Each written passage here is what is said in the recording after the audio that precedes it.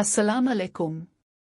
दुआ करते हैं कि परवरदिगार हम सब को, हमारे अहलो अयाल को, बुरा चाहने वालों की बुराई, दुश्मनों की दुश्मनी और हासदीन की हसद से बचाए। जान, माल, इज्जत आप लोगों की हिफाजत फरमाए। आमीन। आज की कहानी हमें कराची गार्डन के इलाके से मौसूल हुई है। कहती हैं कि हम कराची गार्डन के इलाके की 3 बेवा बहनें। हम में से 2 बहनें कारमेन स्कूल की टीचर्स, जबकि हमारी तीसरी बहन करीब की कब्रिस्तान में अब नींद सो चुकी है। हमारा ताल्लुक सिंध के एक जमींदार खानदान से है। मेरी शादी सबसे बड़ी होने के नाते पहले हुई। 3 दिन बाद शहर का एक हौलनाक एक्सीडेंट में इंतकाल हो गया, तो मैं हूं पहली बड़ी बेवा। फिर दूसरी बहन की शादी एक ऐसे इंसान से हुई जो मेरी बहन और अपनी बीवी का सौदा करना चाहता था। बहन के वाविला करने पर उसे तलाक हो गई और वो बंदा पुलिस के डर की वजह से भाग गया और कभी इलाके का रुख न किया। तीसरी सबसे छोटी बहन की शादी एक वडेरे के बेटे से हुई और शादी के सिर्फ 1 हफ्ते बाद खानदानी दुश्मनी की फेंट इसका बंदा चढ़ गया और वो हो गई बेवा। अब 2 बहनें बेवा और 1 तलाक के याफ्ता। चूंकि तलाक के याफ्ता के मुकाबले में बेवा की इज्जत मुआशरे में कायम है, इसलिए हमने तलाक के याफ्ता बहन को भी बेवा मशहूर कर दिया। न कभी इसके साहिब का शहर ने इसके सामने आना था, न कराची में हमें कोई जानने वाला था। यही पीतर लगा कि उसे भी बेवा का टेक मिल जाए, न हम में से किसी की औलाद, न हमें कोई पोषने वाला। मगर हम तीनों बहनों के साथ ऐसा क्यों है? आपने सुना होगा कि करनी किसी की भरनी किसी की, यही हमारे साथ है। हमारी नानी ने अपनी बेटी की शादी अपनी मनचाही जगह करने के लिए काले चादों का सहारा लिया और फिर मेरी नानी को ऐसी बद्दो मिली जिसका खमियाजा हम तीनों बहनों को भुगतना पड़ा। मेरी नानी 7 भाइयों की इकलौती बहन, बहुत बड़े जमींदार की बेटी, खूब गुरूर था उन्हें, इनापसंद और मनचाही चीज को किसी भी कीमत पर अपना करने वाले भाइयों ने उनकी शादी अपनी ही बरादरी में की। मगर नानी की शख्सियत में जो हाकिमाना मिजाज था और बात बात पर अपने शहर को, अपने भाइयों की और अपने बाप की धमकी देना, शहर के साथ नामुनासिब रवैया कौन कब तक बर्दाश्त करता। नाना पहले तो खामोश रहते, एक बेटी हो चुकी थी, नानी को समझाते, मगर नानी बहुत ज्यादा ज़द खातून थे। आखिर नाना ने नानी को तलाक दे दी। हमारी नानी ने इस बात को दिल से लगा लिया। वो अपनी बेटी यानी हमारी माँ के सामने अपने शहर के लिए गैर इखलाकी ज़बान इस्तेमाल कर दी, जैसे कोई कमी कमियन के लिए करता है। हमारी नानी को पैसे की कोई कमी नहीं थी। उनके बाप ने उनके नाम खूब जमीनें और शहर में दुकानें कर रखी थी, मगर नानी पैसे से अपने हिस्से की खुशियां खरीद नहीं सकती थी। नानी को अपनी तलाक अपने मुँह पर तमाशा लगा। वो इसे अपनी बेइज्जती कुर्दंती थी। वो समझती थी कि नाना उनसे दकर रहेंगे, क्योंकि वो नाना से ज्यादा जमीनों के जायदाद की मालिक थी। वो बदले की आंख में चल रही थी। नाना ये सब हालात देखकर बेटी को अपने साथ रखना चाहते थे, मगर नानी किसी सूरत बेटी को देना नहीं चाहती थी। और मेरे नाना की जब दूसरी शादी होने लगी तो वो अपने साबिका शहर की दूसरी शादी की खबर सुनकर तुल मिला उठी। उनके एक खास खात्मा उन्हें एक आमल के पास ले आई। तब नानी ने आमल को कहा कि ऐसा करो कि वो पानी भी खुद ना पी सकें। और फिर मेरे नाना, जो बिल्कुल सेहतमंद इंसान थे, उन्हें दूर पड़ने लगे। अचानक बैठे पे उनकी हालत खराब हो जाती और फिर होते होते उनका जिस्म मफलूज हो गया।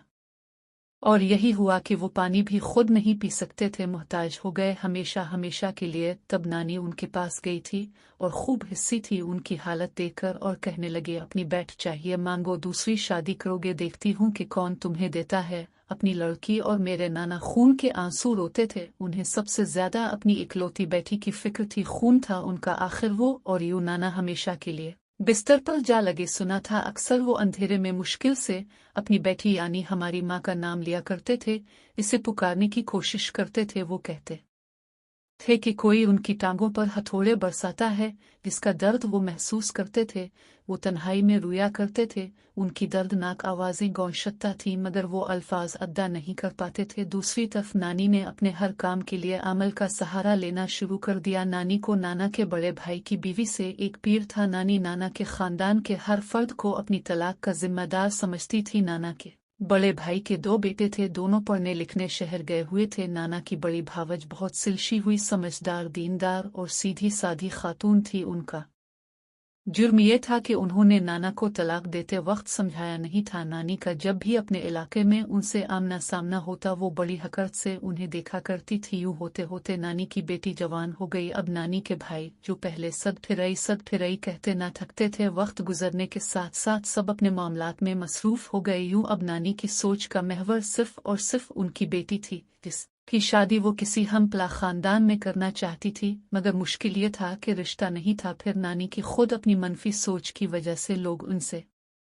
डेरा करते थे। मुंह पर कोई कुछ न कहता था, मगर पेट पीछे सब जानते थे कि उन्होंने अपने साबका शौहर को किस मकाम पर किस तरह से पहुंचा डाला। उन्हीं दिनों नाना के बड़े भाई के दोनों बेटे शहर की बड़ी यूनिवर्सिटी से पढ़कर आए। दोनों का मुस्तकबिल बड़ा रोशन था। दोनों मुल्क से बाहर जा रहे थे और उनकी मां ने बड़े बेटे की शादी अपने खानदान की एक लड़की से तय कर दी थी। नानी को खबर मिली तो वो तुल मिला कर रह गए। उन्होंने यहाँ तक कि अपने नाक कभी ख्याल नहीं किया। फल फ्रूट तोहफे तिहाफ से लुड्डी भद्दी नाना के घर यानी नाना के बड़े भाई की घर पहुंची और अपनी बेटी की शादी का पैगाम दे डाला। नाना की भाभी तो तुल मिलाकर रह गई कि तुम्हारी चौरुत कैसे हुई हमारे घर रिश्ता। नानी की तुमने मेरे देवर के साथ किया सब दुनिया जानती है। क्या अब भी मैं तुम्हारी बेटी सब कुछ जानते हुए लूंगी? नानी को इस जवाब की तवक्को नहीं थी। नानी खामोशी से घर लौट आए, मगर अंदर ही अंदर उनका बुरा हाल था।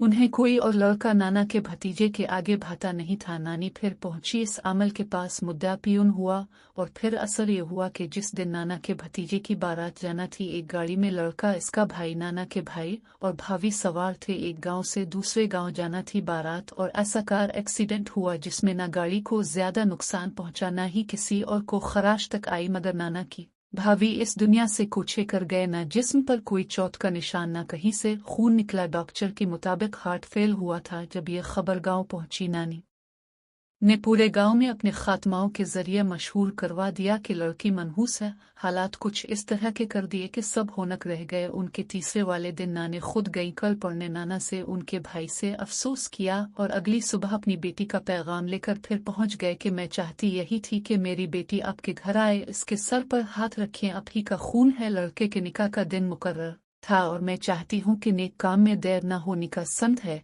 इसे ताशदा वक्त पर करें और अपने खून को गिल्ली से लगा ले। नाना भी अपनी बेटी को सुखी देखना चाहते थे, जिसकी शक्ल उन्होंने आज तक नहीं देखी थे।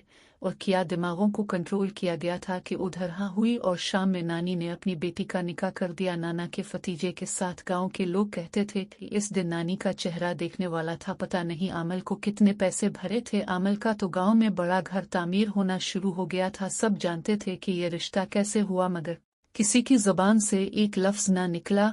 और यूं हमारी माँ की शादी हमारे बाप से हो गई। नानी की बेटी जब पहली दफा लेना बनकर इस घर में आई तो नाना ने नानी को तलाक देने के बाद पहली दफा अपनी बेटी को देखा था।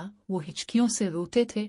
इसे देखकर घर के हालात ऐसी थी कि खुशी का किसी को अंदाजा नहीं था। इस घर से एक माँ का जनाजा उठा था और एक टोली उतरी थी। समझ नहीं आता था घर वालों को कि आने वाली की खुशी मनाए और फिर जाने वाले का गम। और फिर हमारे बाप मुख से बाहर ना जा सके, वो यहीं गांव में रहे। माँ की कब्र पर जाते और पहरों रोते। वो हमारी माँ को ज़हनी तौर पर कबूल करने पर आमादा नहीं थे। फिर भी हमारे बाप ने रिश्ता नफाया और यद के बाद देख रहे हम तीनों बहनों की पैदाइश हुए। हमारी नानी हमारी माँ को भी बहुत कुछ पढ़ाती कि ऐसा करो, उनके साथ शहर को काबू में रखो, मगर मेरी माँ एक कान से सुनती और दूसरे कान से निकाल देती। मेरी नानी अक्सर अपने खात्माओं को भेजती थी कि ये तावीज़ फुला जगह तबा दो, ये पानी में घोल कर पिला दो, मगर मेरी माँ वो सब दस बन की नजर कर देती। मेरी माँ नानी के एक एक अमल से वाकिफ थी, मगर वो कुछ भी कर लेती। मेरे बाप की मोहब्बत और तवज्जो पाने में नाकाम रही। और फिर एक दिन मेरी माँ पर पहाड़ टूट गया और नानी का पूल उनके ही एक मजरे की बीवी जो कि नानी के पास जाती थी, उनके हाथों खुल गया। इस औरत को मेरी नानी ने नौकरे से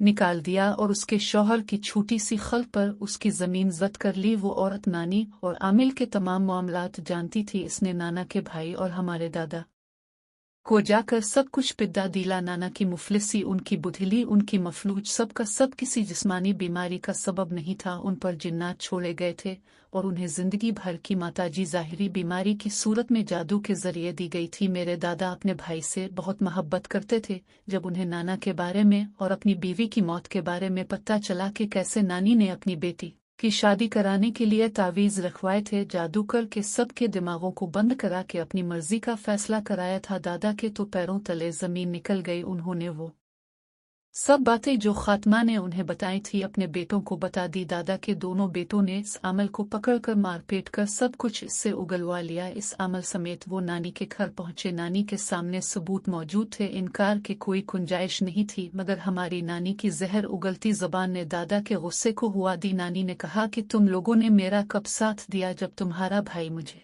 तलाक दे रहा था? तुम लोगों ने मेरे लिए कौन सी कोई आवाज उठाए? मैं अगर तुम्हारे भाई के साथ ये सपना करती तो किया करती। मैं जिंदगी भर तलाक का थप्पा देकर जीती और वो दूसरी शादी कर रहा था। जैसे मैं तड़पी हूँ, अच्छा है वो भी तड़पा, और फिर तुम लोगों ने अपने ही खून को गिले लगाया है। मेरी बेटी को लेकर कोई एहसान नहीं किया, और अगर मैंने इस अमल का सहारा लिया तो किया गलत किया।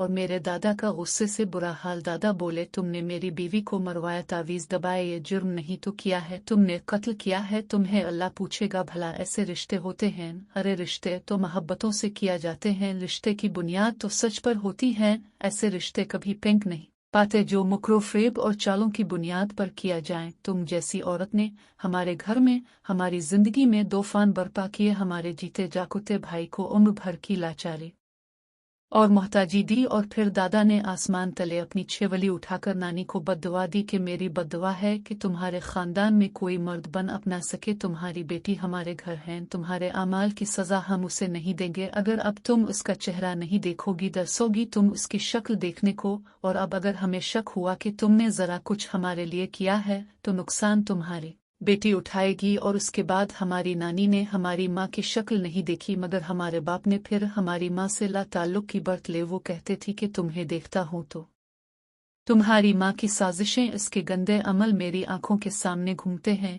यूं हम तीन बहनें अपनी माँ के साथ एक ही घर में रहते, मगर हम अपने बाप की शक्ल देखने को, उनकी चेहरे पर मुस्कुराहट देखने को तरसते। नानी अपनी ही घर की सीढ़ियों से गिर कर बच न पाई। हमें अपनी नानी का चेहरा मुर्दा हालत में देखना नसीब हुआ। लोग कहते हैं नानी के मरने पर मेरी माँ का एक आंसू ना निकला, वो बस खामोश थी, सिर्फ खामोश। फिर नाना भी इस दुनिया से उस्त उठाने के बाद चले गए। माँ ने कोई तकाजा न किया माँ की जायदाद को लेने का। असल में जायदाद और पैसा ही तो थे जिसके बिलबोते पर नानी ये सब करती रहे। बस बाप का एहसान था हम पर कि उसने हमें पढ़ाया लिखाया, और यूं हम तीनों की शादी हो गए और हमारी नसीबों में आए मर्द दादा की बद्दुआ के फेंक चढ़ते गए और कोई मर्द पनप न पाया। यूं हमें मनहूस होने का खिताब अपने इलाके ही से मिला। माँ के मरने के बाद हमने आसपास के इलाके को खैर अपद कह दिया, हम कराची आ गए। दूसरी बहन ज़हनी तौर पर डिस्ट्रिप रहती थी, वो शायद हालात के साथ समझौता करने भी नाकाम रहे और ये दुनिया छोड़कर चले गए। अब मैं और छोटी बहन हैं, अपना